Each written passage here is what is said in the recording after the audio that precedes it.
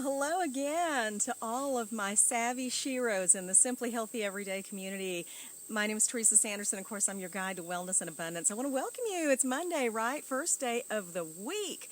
Sometimes I really feel like Monday gets a bad rap. You know, if there's one thing I love about it, it's that it's a chance to begin again. So I totally love that about Mondays, and I feel like that's such an important piece of mindset. But today I want to talk with you about what I do when I'm feeling overwhelmed. I hear this from a lot of gals all over the country. You know, we are busy, busier, I think, today than women have ever had the challenge of being. And why is that? It's because, even if women are stay-at-home moms, the challenges that have come up are just crazy, right? Because there's so many different kids' activities that even if you're a stay-at-home mom, you're probably shuttling kids here, there, and yonder, and then trying to keep up with everything else. If you're a working mom, then you're juggling the children as well as your career, and, heaven forbid you want to have a little fun. So it's easy to get overwhelmed, not to mention in our society where we value something called multitasking, right? I used to feel like I was a really great multitasker. I always felt like I was really, really good at that. And what I've learned in the last few months is that your productivity really goes way down, and the quality of your work really suffers when you are multitasking. So when I'm overwhelmed, some of the things that I do, let me just tell you a little bit about how I feel when I get overwhelmed. When I get overwhelmed, I start feeling anxious inside. I get kind of jittery, very nervous. I feel like I can be easily intimidated. And one of the things that happens for me if I am truly, overwhelmed and kind of sinking into a state of just being really anxious, I will actually become what I call immobile.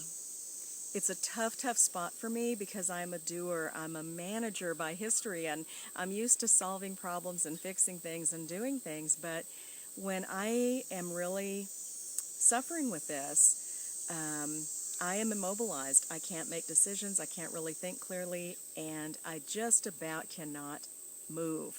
So it is a tough thing when it happens. And so what I've learned over the course of the last 3 years, or several years, much more than 3 years, but over the course of my experience with major depression and my healing and recovery from that, I learned how to create a self-care plan. Have any of you ever heard of a self-care plan? One of the neatest things about a self-care plan is that you design it and create it when you are well. You want to be able to think clearly when you put it together. So I have a self-care plan that says, when I'm feeling anxious, I like to sip on a cup of chamomile tea. Chamomile tea is very, very relaxing.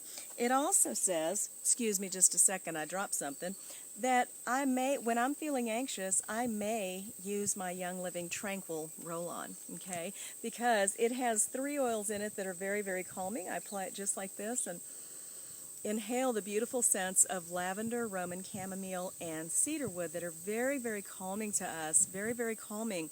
And so a self-care plan can also be, when I'm angry, right? I don't just get overwhelmed or anxious, but sometimes we get angry, right? And so when I'm angry, my self-care plan might say, I'm feeling really angry right now, so what I'm going to do is I'm going to write down all of my thoughts about this situation, and I'm going to, I might take them out to the burn barrel. We live out in the country, and then I'm going to set them on fire and let them go. See what I mean?